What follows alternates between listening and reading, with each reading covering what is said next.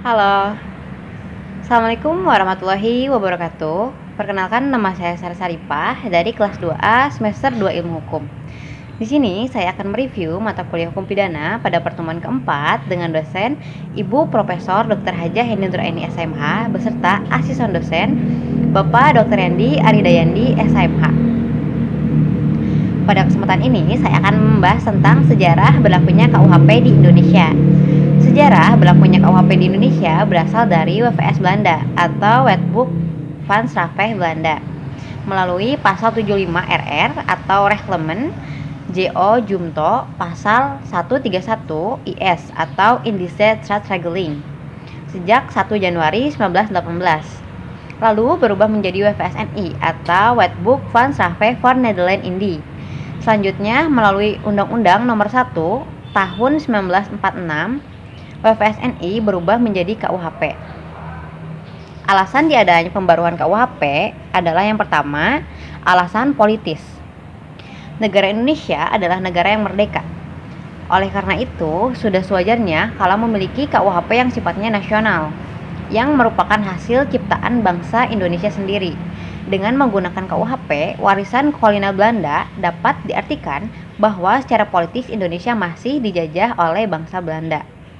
Yang kedua adalah alasan sosiologis.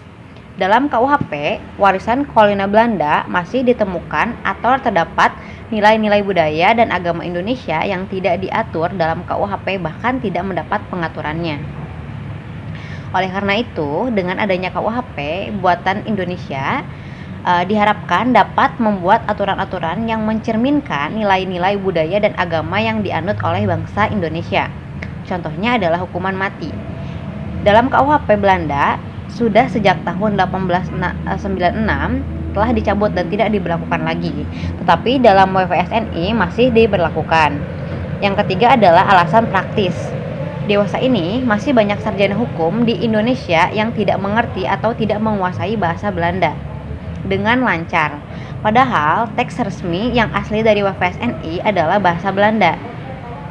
Sehingga ketika diterjemahkan ke dalam bahasa Indonesia terdapat terjemah yang beragam dan dikhawatirkan akan terjadi terjemah yang menyimpang. Selain itu, tidak menunjang dalam praktek hukum pidana yang pasti dan seragam.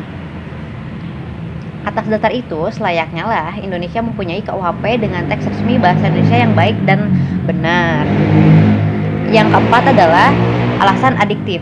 Sebagai bagian dari bangsa-bangsa di dunia, Indonesia wajib memperhatikan asas-asas dan nilai-nilai yang sifatnya universal secara internasional dan memasukkan asas dan nilai tersebut ke dalam KUHP yang nantinya akan berlaku. Contohnya asas terorisme, asas-asas narkotika, asas-asas pembajakan udara, dan lain sebagainya.